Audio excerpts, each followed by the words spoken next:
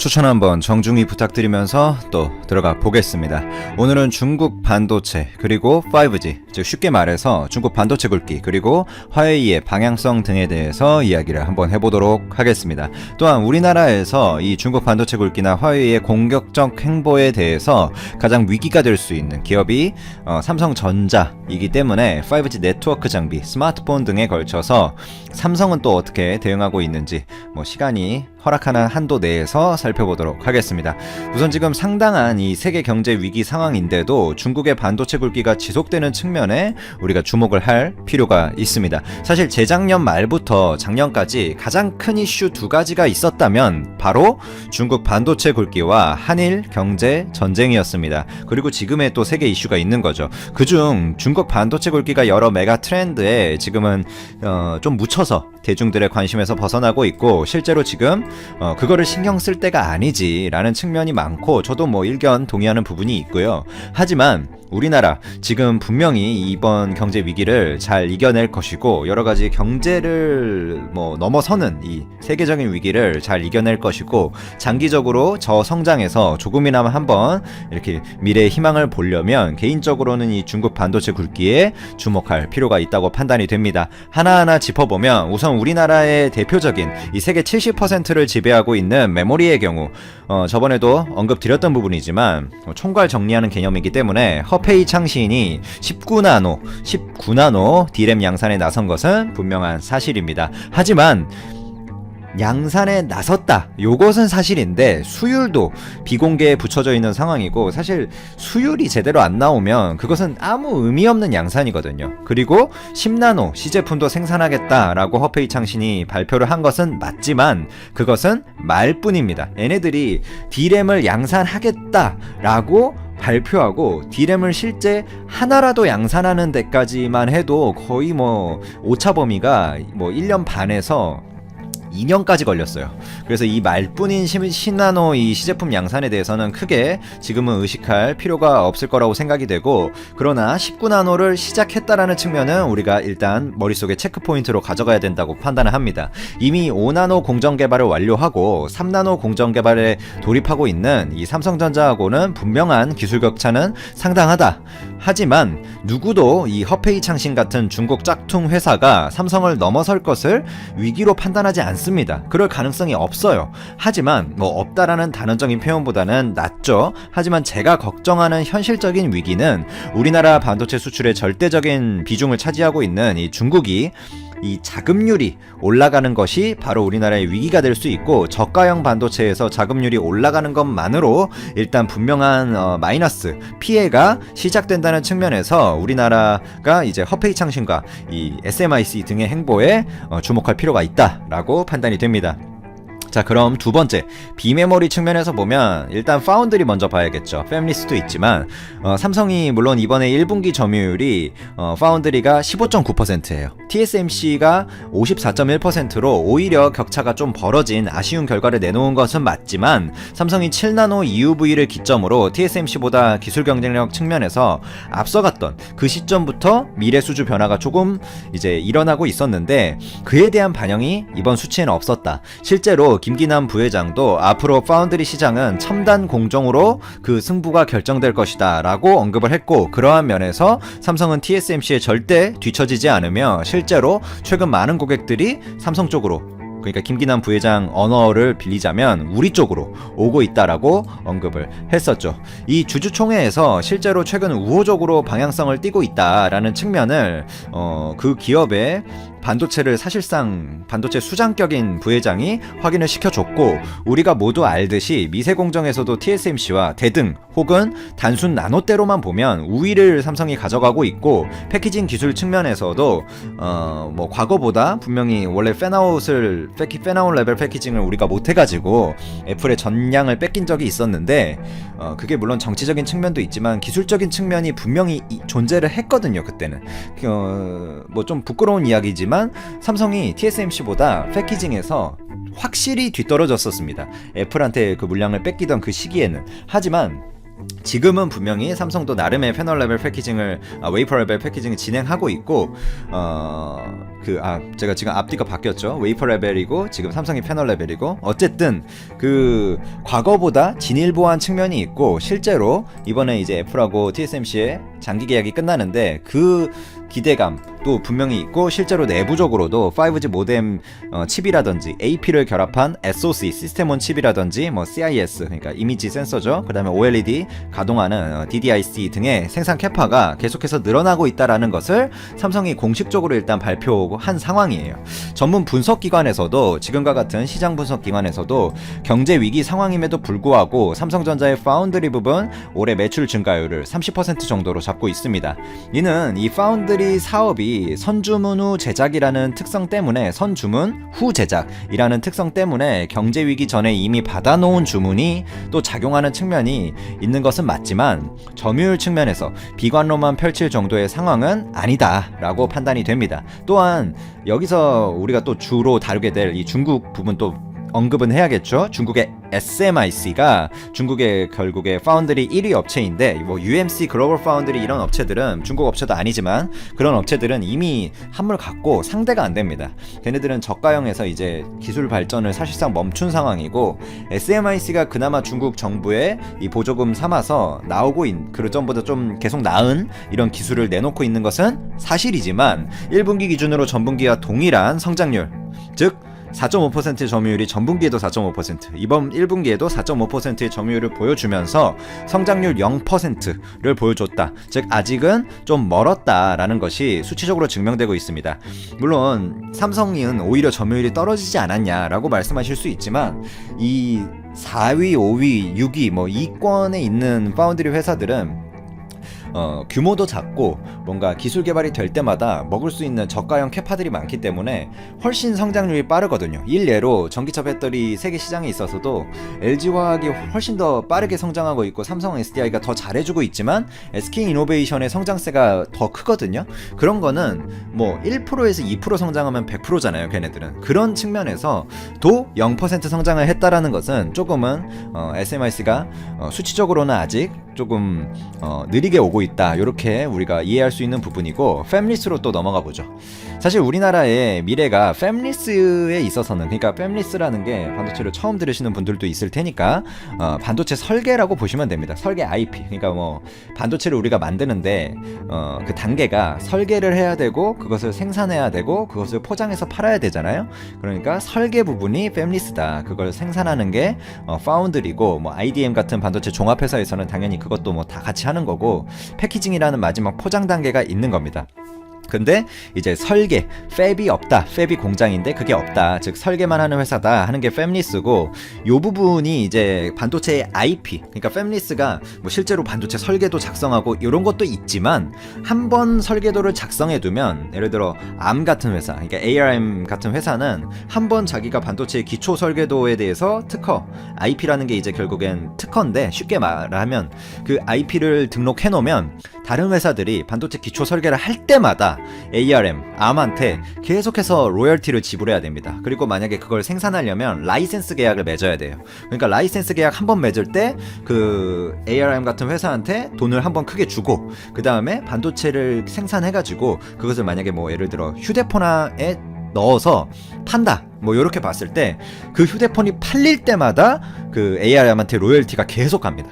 즉 어마어마한 부가가치가 창출되는 산업이죠. 그리고 ARM 같은 회사는 뭐 연구 인력, 즉 R&D 인력하고 그리고 반도체를 설계하는 툴, 즉 소프트웨어링에 대해서 구매하는 비용 그런 것들만 있고 기초 원가 매출이 뭐 영업이익률이 있으니까 어마어마하다. 원가가 별로 안 든다. 공장도 필요 없고 뭐 장비도 필요 없고 하니까 원가 경쟁력 측면이 어마어마하다. 이런 부분에 있어서 저는 우리나라가 좀 잘해줬으면 하는 희망적인, 물론 어렵죠. 그 잘해주는 게. 하지만 희망적인 내용을 가지고 있는데 이 부분이 좀 가장 걱정스러운 부분입니다. 사실 삼성전자라는 회사는 우리가 잘할 수 있는 것에 집중하겠다라고 최근에 또 선언까지 하면서 비메모리에서도 자신들이 잘하는 파운드리의 모든 역량을 쏟아붓고 있는데 그 판단은 뭐 휴대폰에 있어서도 이제 폴더블 같은 하드웨어 혁신에 집중을 하고 있고 아예 소프트웨어 같은 것들은 이제 구글이나 뭐 그런 안에 콘텐츠 같은 것들은 넷플릭스나 이렇게 아예 전문가들을 도움을 받아가면서 우리는 잘하는 것에 집중하겠다, 그런 기조로 가고 있는데, 그 판단은 그 삼성이라는 한 회사의 측면에서는 분명히 저도 개인적으로 매우 옳다고 보고 미래에 적합한 경쟁력을 가질 수 있는 판단이라고 생각하지만, 이 팹리스라는 부분도 우리나라 전체로 보자면 우리가 미래 이 비메모리 반도체에 있어서 절대 이제 포기해서는 안 되는 부분이거든요. 우리나라 팹리스 기업들을 보면 뭐 실리콘웍스가 그나마 존재 가치를 보여주면서, 제가 일전에 소개해드린 자율주행 비디오 IP 이 중소기업으로도 유망한 칩스앤 미디어를 가지고 있는 텔레칩스가 있고, 뭐 어보브 반도체라든지 AD 테크놀로지라든지 뭐 등등 있는데, 뭐 칩스앤미디어 제가 소개해드렸던 것은 좀 중소 그런 업체에 우리도 좀 관심을 갖자, 거기서 비디오 IP라든지 이제 얘네들이 컴퓨터 비전이라든지 이런 쪽으로 사업 영역을 기존 매출도 일으키고 있고, NXP 같은 세계적인 자율주행 이 반도체에서 세계 1위 업체하고도 협업을 해가는 그런 업체라서 우리나라의 자랑스러운 중소기업이라 제가 소개를 해드렸었는데, 이런 업체들도 사실상 제가 너무 자랑스러운 마음에 좀 소개를 열심히 해드렸지만 국제적인 영향력은 제로에 가깝습니다. 반면 중국은 정부 주도하에 최근에도 팹리스에 대해서 조단위 규모의 투자를 매년 이어가고 있으며, 이번 해에만 해도 최근에 뭐 집적회로 중점 사업 라는 이름으로, 이건 뭐 중국어를 그냥 직역한 건데, 대규모 반도체 연구단지 또 착공식도 열었죠. 이 R&D 단지에 연구단지 하나에 중국이 쏟아부은 돈만 2조입니다. 미래전자제어기술, 그러니까 MEMS라고 부르죠. MEMS, MEMS라고 부르는 미래전자제어기술과 시스템 반도체 핵심 설계 자산 IP 개발. 그러니까 제가 걱정스러운 부분이 바로 이 IP죠. 그리고 부가가치가 진짜 많이 창출되는 부분. 그리고 이 IP 쪽이 사실 좀 부가가치가 많긴 한데 매출 성장률이나 이런 게 좀 느리긴 해요. 이게 계속해서 그 기존 고객사들을 뚫어내야 되고, 기존 IP 업체들한테 어차피 로열티를 주면서 또 설계를 해야 되기 때문에, 어쨌든 이런 시스템 반도체 중점 사업을 업체를 지원하기 위해서 2조를 또 중국 돈으로 치면 120억 위안을 쏟아 부었는데, 이런 측면을 우리가 좀 주지하고 견제해야 되지 않을까, 이렇게 생각을 합니다. 또한 전력 반도체라는 뭐 하나의 파트도 있는데, 이거는 쉽게 말해서 악천후 환경에서 좀 전압이 큰 반도체 잘 작동하는, 뭐 예를 들면 차량 같은 데서 좀 거기 습도도 많고 뭔가 먼지도 많고 하잖아요. 그런 데서 조금 잘 작동하거든요. 전력용 전력 반도체가 크기도 뭐 크고 마이크로 수준이고 스케일이, 이 부분에 있어서도 중국이 또 투자를 이어가고 있습니다. 뭐 예를 들자면 간저우시의 명관미 전자 유한 회사의 전력 반도체 생산 라인 구축에 1조를 또 이 회사가 투자하는 게 아니라, 제가 지금 막 삼성이 조단위 투자를 한다 이런 건 보통 삼성이 출자를 해가지고 투자를 하는 거잖아요. 근데 간저우시가 투자하는 거예요, 얘네들은. 그러니까 나라가 그냥 전력용 반도체 생산해라 이러고 1조를 그냥 지어주는 겁니다. 그러니까 이런 부분에 있어서도 우리나라가 물론 치사하고 더럽지만 그래도 알고 대응을 해야겠죠. 반도체를 떠나서 또 화웨이로 이야기를 이어가 보면 5G 네트워크 장비가 사실 삼성의 미래 성장 동력 중에 하나거든요. 이 부분에 있어서 이 화웨이가 미국의 압박을 뚫고 좀 전 세계 각국으로 고객 기반을 또 넓혀가고 있습니다. 이 부분도 삼성이 원래 LTE 쪽 단계에서, 그러니까 4G 단계에서 네트워킹 장비에서 영향력이 거의 없었는데 5G로 오면서 많은 투자를 하고, 실제로 삼성이 뭐 단적인 예로 19년도 성과급도 5G 네트워크 장비 사업부가 가장 많은 성과급을 받았거든요. 그만큼 성장이 잘 됐었습니다. 한때는 한 분기에서는 5G 미국하고 일본, 우리나라에 계속해서 뭐 KDDI 같은 미국, 일본의 2위 통신사에도 공급을 하고, 미국에도 2, 3위 통신사에 공급을 하고, 우리나라에 뭐 또 많이 공급하고 하면서 분기 기준으로 화웨이를 넘어서는 세계 1위의 점유율도 삼성전자가 캐파를 차지했었던 그런 분야인데, 이 화웨이가 좀 유럽 쪽을 많이 먹고 있어요. 유럽 주요 국가들이, 미국이 물론 압박했죠. 하지만 화웨이에 대한 이 5G 장비 도입 의사를 계속해서 밝히고 있습니다.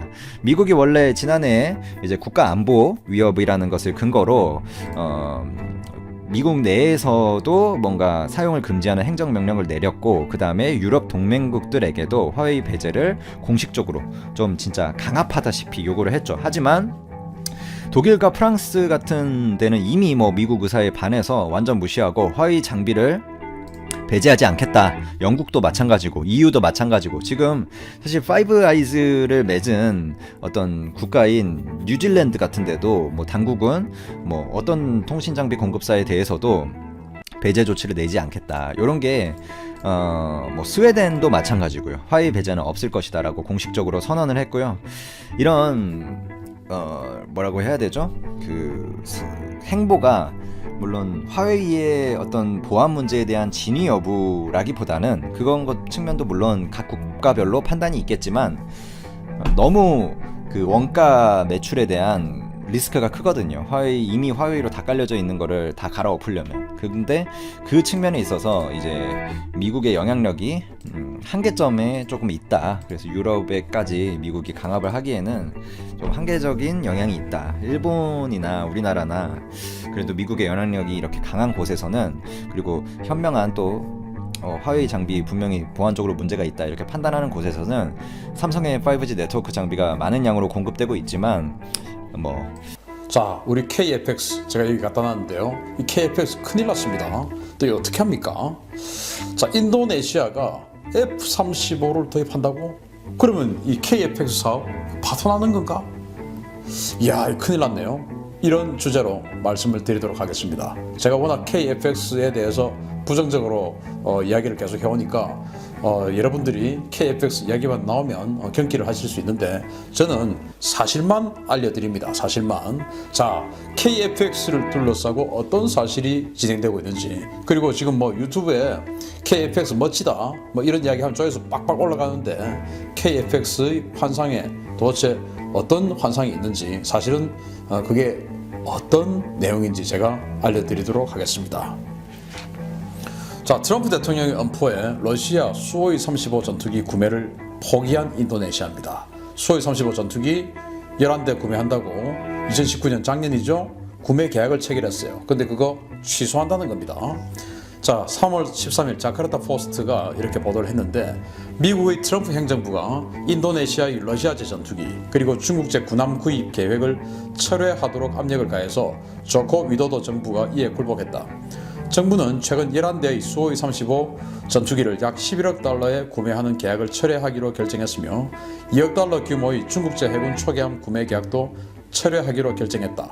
여기까지는 제가 군사TV의 디펜스 브리핑을 통해서 말씀드린 내용이에요. 자, 그런데 이번 일과 관련해서 루드밀라 부로비에바 자카르타 주재 러시아 대사는 현지 언론에 보낸 문자 메시지를 통해서 미국이 러시아 군용 장비를 구매하려는 많은 국가들에게 압력을 행사하고 있다는 것은 공공연한 사실이다 라며, 이는 불법적이고 불투명하며 국제규범과 규칙을 위반하는 행위다 라고 비난했다 라고 이제 자카르타 포스트가 그때 보도를 했었어요.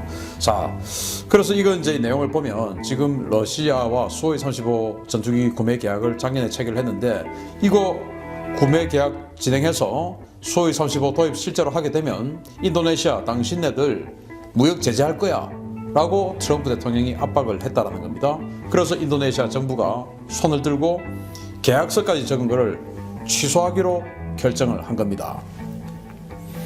자, 그러면 인도네시아는 왜 수호이 35 도입을 추진을 했을까요? 바로 인도네시아의 입장은 이렇습니다. 수호이 27 전투기 그리고 수호이 30 전투기, 이렇게 두 개 모델의 수호이 27 플랭커 시리즈의 전투기를 가지고 있어요. 이게 총 16대가 있는데 이 중에서 제공 전투기 수호이 27은 완전히 제공 전투기죠. 그 제공 전투기인 수호이 27 2002년에서 2006년 사이에 도입을 한 수호이 27이 5대가 있습니다. 뭐 우리 시각으로 보면 굉장히 새 거죠. 그리고 수호이 30 MK, 이제 다목적 멀티롤 전투기죠. 제공전도 하면서 폭격도 하는, 또 특히나 대함 공격 능력도 가지고 있는 그런 강력한 멀티롤 전투기. 우리로 치면은 F-15 스트라이크 이글 정도 되는 게 수호이 30 MK고, 그냥 F-15 CB형 제공 전투기용 일본이 가지고 있는 그런 거, 그게 이제 수호이 27이에요. 이 멀티롤 전투기 수호이 30 MK 전투기 11대를 2006년에 도입을 했는데, 이 중에서 수호이 27 전투기 5대, 이거를 대체하는 용도로 수호이 35 11대를 도입하려고 했다라는 거예요. 자, 그러면은 이제 이거 5대, 수호이 30 NK는 놔두고 수호이 27 5대를 도입하는 것으로 수호이 35를 하려고 했는데, 아니 뭐 지금 2002년에서 2006년이면 이거 완전 새 건데 이걸 왜 바꾼다는 거냐 라고 생각할 수 있지만, 우리가 상상하는 것만큼 우리가 미국제 무기를 그대로 써왔으니까 때까지 미국제 무기가 워낙 사실은 신뢰성 좋고 성능 좋고 내구성 좋으니까 우리의 시각은 미국제 무기에 맞춰져 있어요. 그런데 이 유럽제 전투기나 무기나 러시아제 무기는 그렇지 않아요. 예를 들면 우리가 영국제 호크 전투기 썼죠. 그런데 그거 10여 년만 쓰고 퇴역해버렸어요. 왜냐? 부품 유지 비용이 너무 비싼 겁니다. 예를 들면 F-16 전투기 바퀴 하나가 한 30만 원 하는데, 이 호크 전투기 F-16에 비하면 상대도 안 되는 게 바퀴 하나가 200만 원. 그리고 빨리 달아요, 그런 게. 이런 식으로 그런 것처럼 이 수호이 27 전투기에 들어가는 AL-31 이 엔진이 가동 시간이 500시간밖에 안 돼요. 500시간 비행을 하면 엔진을 교체해 줘야 되는 겁니다. 그런데 F-15나 F-16이나 이런 데 들어간 엔진은 가동 시간이 한 3000시간 뭐 이런 식으로 돼요. 그러니까 엔진을 사면 6배를 더 쓰는 겁니다. 이런 식으로 이 러시아제 무기는 내구성이 워낙 떨어지다 보니까 부품을 자꾸 교체를 해줘야 돼서 이게 운용 유지 비용이 상당히 많이 들고, 그러면 이제 그게 그런 엔진 같은 이런 준소모품뿐만 아니고 기골이나 이 모든 것들이 내구성이 너무 떨어진다라는 거예요. 그래서 이제 이렇게 많은 비용을 들여서 운영할 바에야 그냥 바꾸자라고 해서 수호이 35 최신형 살려고 했는데, 그 수호이 35 최신형에서 이제 AL-41 엔진이 들어가는데 이게 그 운영 수명 유지가 한 1500시간 된다라고 해요. 그러니까 이 정도면 괜찮지 않냐라고 했는데 그거 이제 못 사게 된 겁니다. 그래서 수호이 35를 살려고 했던 것은 수호이 27 5대 이거를 대체하는 용도였어요. 자, 그러면은 이 차후에 인도네시아의 전투기 전력은 어떻게 구성되나? 인도네시아는 F-16이 있습니다. 현재 F-16이 주력 전투기예요. 피스비마 세나2라고 하는 사업으로 이 F-16을 완전히 개량을 했어요. 인도네시아 공군이 2011년부터 추진한 노후 F-16 개량 프로그램입니다. AN/APG-68 레이더 개량과 암람 그리고 제담 운용 능력을 부여하고 기체 수명을 2배로 늘렸으며 보유 30세대 중에서 24대를 개량해서 2017년 12월까지 전력화를 완료했습니다. 인도네시아는 향후 20년 이상 운용 계획을 밝혔습니다. 자, 인도네시아는 F-16 중에서 AB형, 그러니까 이제 아주 구형이죠. AB형 9대, 그리고 CD형 24대, 이렇게 해서 30세대의 F-16을 가지고 있었는데 그걸 전부 다 개량을 했습니다. 그래서 그 30세대의 F-16 중에서 24대는 우리 한국 공군이 가지고 있는 이 블락 50형 정도 스타일 수준까지, 그러니까 암람, 제담 이런 것들을 운영할 수 있는 멀티롤 버전으로 개량을 했어요. 그래서 이제 사실 뭐 우리 한국 공군이 가지고 있는 현재의 수준의 이 F-16만 해도 사실은 꽤 괜찮은 능력입니다. 그런 수준으로 개량했고, 인도네시아 공군 참모총장이 2017년 전력화를 완료하면서 뭐라고 했냐? 향후 20년을 더 쓰겠다라고 했어요. 그러면은 2037년까지 이 F-16을 쓰는 거예요.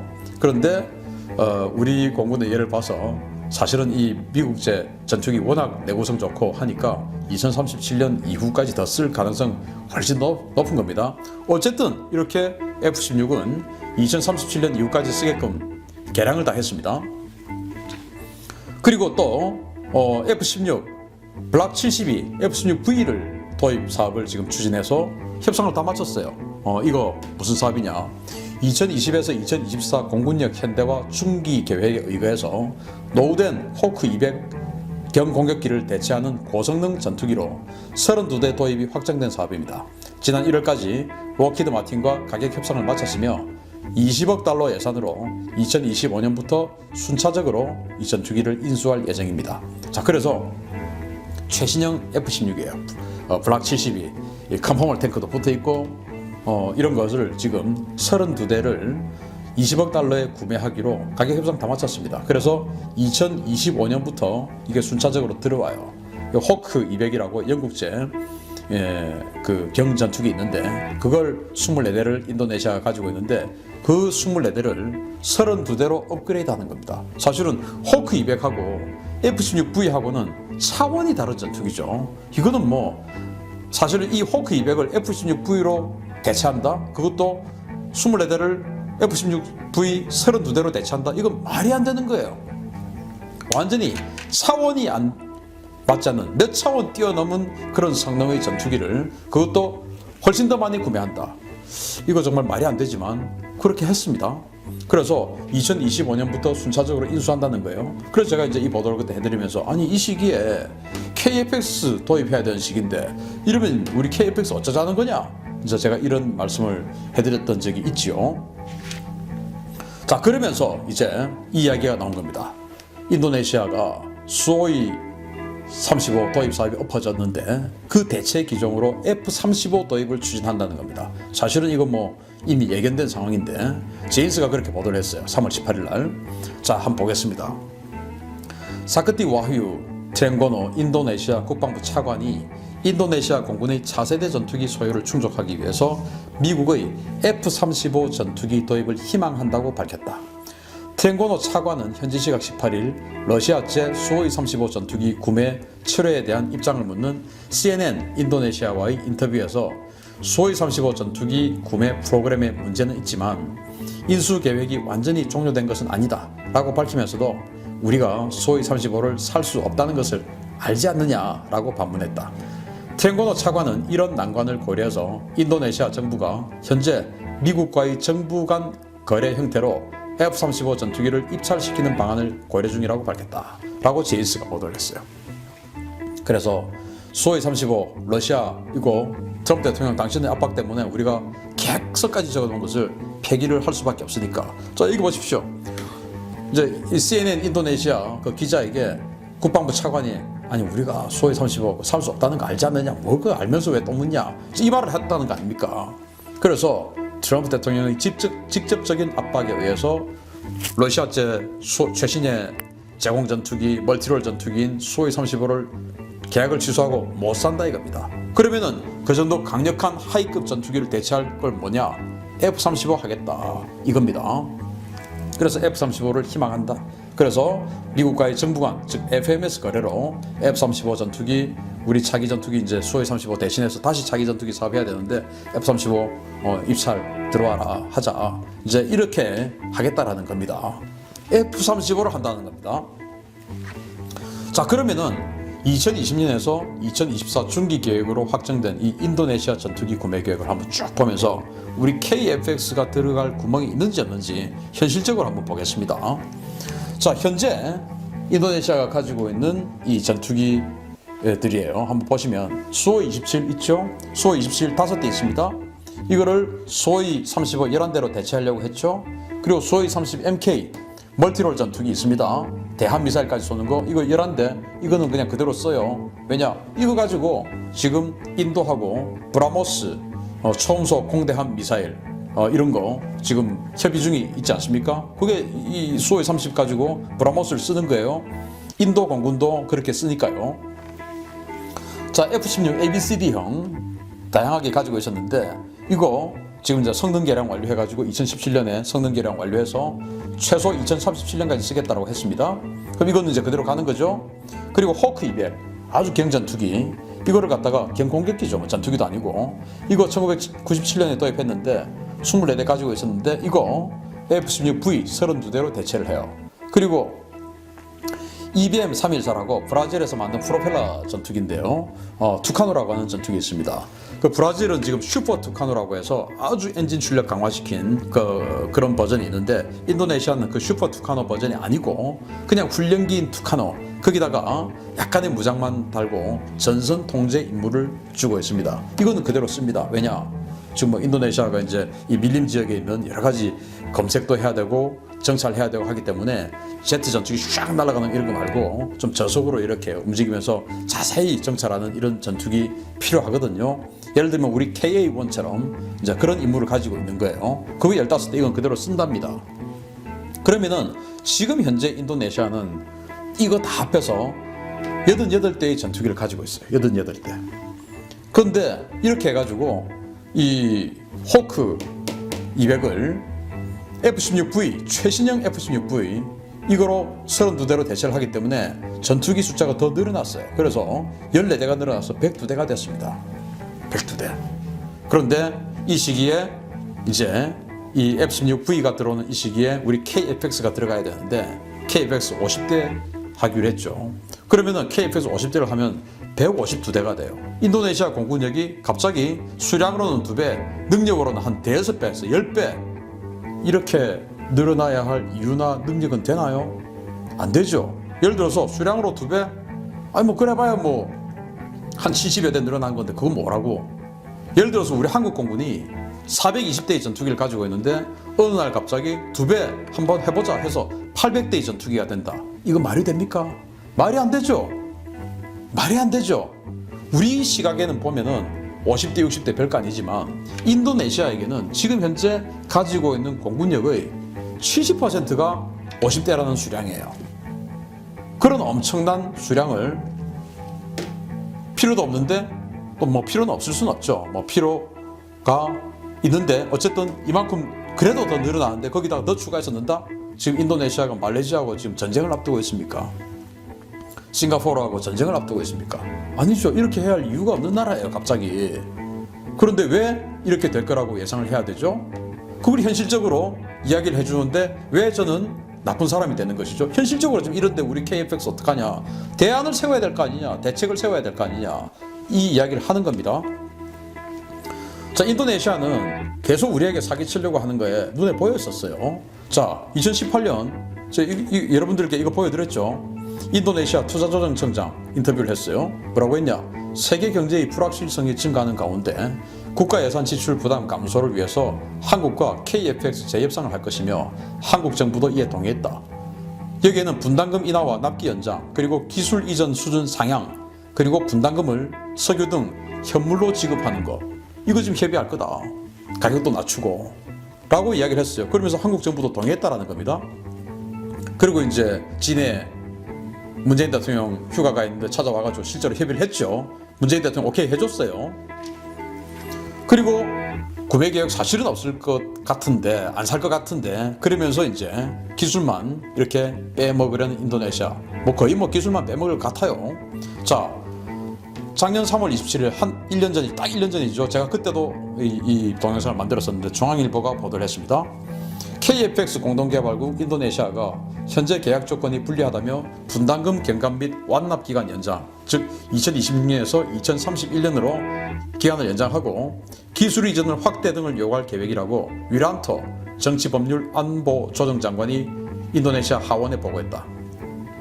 인도네시아는 한국의 129개 핵심 기술과 지적재산권은 물론 인도네시아 현지에서 생산하는 IFX의 해외 수출권 등을 요구할 계획이다.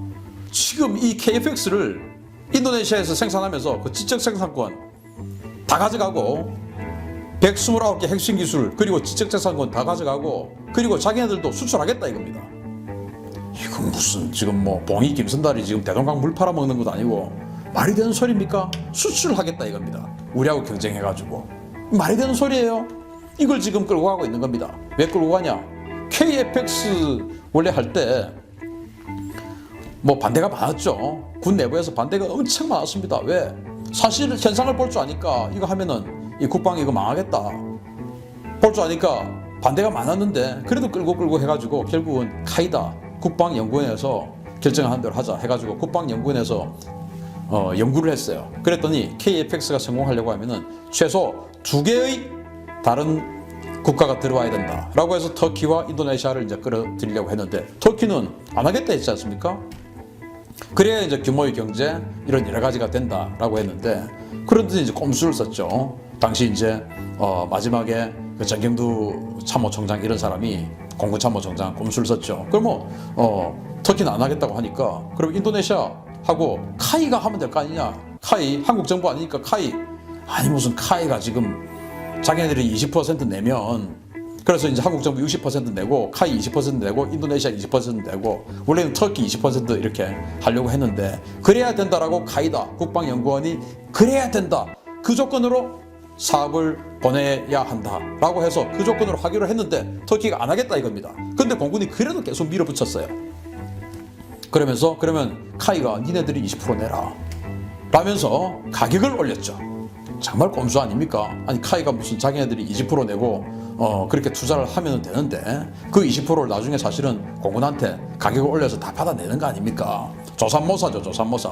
그러면서 카이다가 국방연구원이 한국 정부를 제외한 2개 국가가 들어와야 된다고 했는데 그 국가 중에 하나를 카이 한국 항공우주로 대체를 하고 그렇게 해서 이제 사업을 스타트를 시킨 게 이 KFX 사업이에요. 그런데 그나마 이 인도네시아도 지금 돈도 지금까지 안 주면서 이런 식으로 완전히 지금 뒤통수를 치고 있는데 그걸 지금 보고 있는 거예요.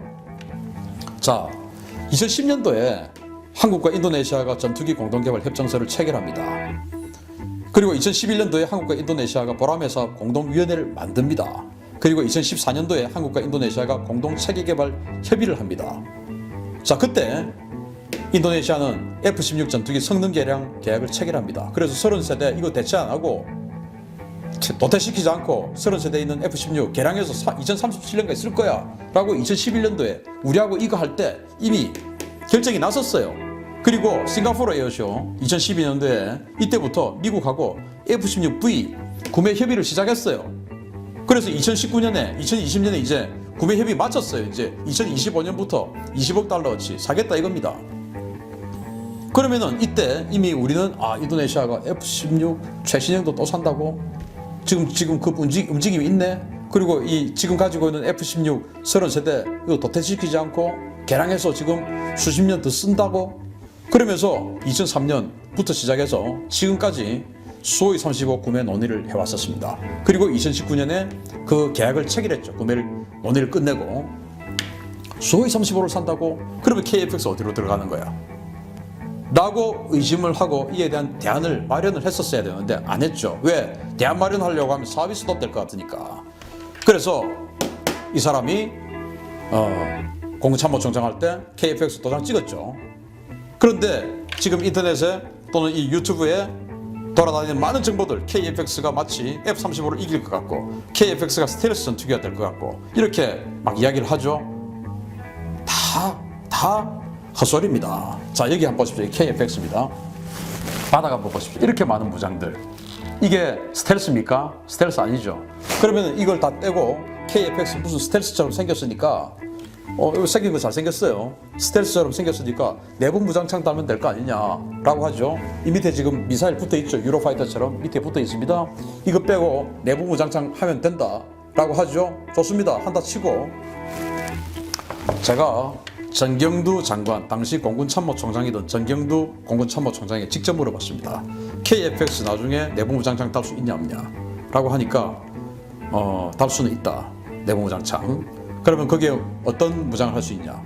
500파운드 폭탄 2발을 할 수 있답니다. 최대로. 여러분, 이 F-35 아닌데 F-35는 500파운드가 아니고 2000파운드 폭탄 2발에 공대공 미사일을 장착을 할 수 있어요. 2발. 앞으로 이제 6발을 할 수 있죠. 그런데 KFX는 그냥 500파운드 폭탄 2발이에요. 500파운드 폭탄 가지고 할 수 있는 게 뭐겠습니까? 2층짜리 집도 하나 못 붙습니다. 그거 하려고 지금 1,000억 원짜리 전투기를 사요? 자꾸 무슨 뭐 현대 승용차 소나타가 어쩌고저쩌고 하는데 수백만 대씩 생산하는 거하고 달라요. 왜 우리가 모든 무기를 우리가 다 생산해야 됩니까? 전 세계 그런 나라가 어디 있습니까? 대한민국이 그 정도 수준 돼요? 현실적으로 봐야지. 왜 이런 식으로 우리 국방안보 최상층에 있는 이 전투기를 엄청난 비용을 들여가지고 망할 거 지금 뻔히 보이는데 왜 이렇게 간단 말입니까? 제가 매국노처럼 보입니까? 여러분보다, 나를 욕하는 여러분보다 내가 애국이면 훨씬 더 애국이에요. 내가 애국이다 보니까 이걸 반대하는 겁니다. 우리나라 망할까봐. 아니까 반대하는 겁니다. 500파운드 2발 가지고 뭐 하겠다는 겁니까? 자, 그러면은 F-35로 보시면 F-35 뚱뚱해요. 못생겼죠. 왜 그렇습니까? 연료를 많이 넣고 센서를 많이 넣고 하다 보니까 그래 뚱뚱합니다. KFX 잘생겼습니다. 잘생겼어요. 잘생겼는데 단점은 뭐냐? 공간이 없다는 겁니다. 이렇게 잘생기게 만들었으니까. 처음부터 F-35처럼 뚱뚱하게 만들었으면 내부 연료 탱크, 내부 무장 할 수 있죠. 이거는 이렇게 날씬하게 만들었는데 어디다가 지금 내부 무장창을 만들 자리가 있습니까? 그러면 연료는 어디다 싣습니까? 지금 여기에 자기도 홍보 지금 모형에 외부 연료 탱크 이만큼이나 지금 크게 갖다 붙여놨는데 이거 빼면 그러면은 도대체 어디 가서 지금 500파운드 두 발 떨어뜨리고 옵니까? 뭐 앞동네 가서 옵니까? 독도 웃기는 소리죠. 개성이나 제대로 가겠습니까? 500파운드 폭탄 두 발 안에다 집어넣고 그러다가 적이라도 나타나면은 어쩌가 미사일도 없이 그러면 한쪽에는 사이드와인드 한 발 넣고 한쪽에는 500파운드 한 발 넣고 그거 하러 갑니까? 무슨 바보도 아니고 이게 그런 거예요. 무슨 스텔스야. 거짓말하고 있어. 예? 그래서 예산 그거 내 돈 아니잖아. 나중에 어떻게 되고 인도네시아가 사라지고 그거 하면은 뭐 돈 더 주겠지. 여기까지 왔는데 뭐 어떻게 하겠어. 사업만 가고 보자 식이에요. 내 돈 아니니까. 이따위 짓거리를 한 겁니다. 스텔스 꿈 깨십시오. 아닙니다. 스텔스처럼 생긴 겁니다. 그냥 스텔스 아닙니다. 세미 스텔스. 그냥 RC의 세미 스텔스. 자, 이 세미 스텔스에 또 자꾸 착각을 하는데 세미자 빼면 스텔스니까 아니에요. 그냥 RCS 레이더 반사 면적이 F-16 같은 이런 재래식 전투기보다 약간 작은 거. 그러나 스텔스는 결코 아닌 전투기입니다. KF-X. 그리고 내부 무장창 개조할 공간 없습니다. 500파운드 두 발이라고 이 양반이 직접 저한테 이야기했습니다. 한다면 그나마 지금 인도네시아는 F-35 구매를 해서 KF-X 살 수 있는 공간도 없습니다. 자, 그러면 대안을 마련해야죠. 어떻게 할 거냐. 지금이라도 솔직하게 이야기를 해야죠. 어디 입만 띄면 거짓말하고 있어 지금.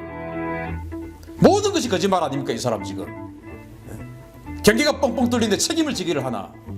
군은 이렇게 다 망가뜨려 놓고 책임지는 하나도 없이 이 KF-X도 이런 식으로 지금 망가뜨리면서 사업만 가면 되지. 나중에 알아서 해주겠지. 우리나라 돈 많은데 그 돈이 펑펑 쓰면